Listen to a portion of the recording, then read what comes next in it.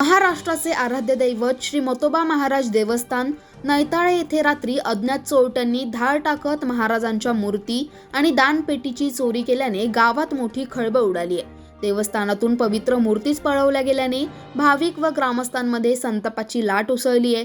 ग्रामस्थांनी स्पष्ट भूमिका घेतली आहे। जोपर्यंत पोलीस प्रशासन चोरट्यांना पकडत नाही तोपर्यंत नैताळे शहर पूर्णपणे बंद राहील। सकाळपासून गावातील सर्व दुकाने, व्यावसायिक व्यवहार, छोटे मोठे उद्योग पूर्णपणे बंद ठेवण्यात आलेत। मंदिर परिसरात मोठी गर्दी असून ग्रामस्थांनी प्रशासनाकडे तातडीची कारवाई करण्याची मागणी केली आहे। गावकऱ्यांचे म्हणणे आहे, हा केवळ गुन्हा नाही, हा देवस्थानचा अपमान आहे। अशा घटना गाव सहन करणार नाही। दरम्यान पोलिसांनी घटनास्थळी उपस्थित राहून पंचनामा सुरू केला असून सीसीटीव्ही फुटेज, संशयित हालचाली व रात्री परिसरातून जाणाऱ्या वाहनांची माहिती तपासली जाते।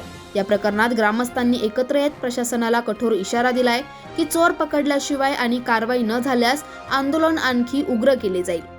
उत्तर महाराष्ट्र न्यूज नेटवर्कसाठी प्रतिनिधी मच्छिंद्र साळुंके, निफाड।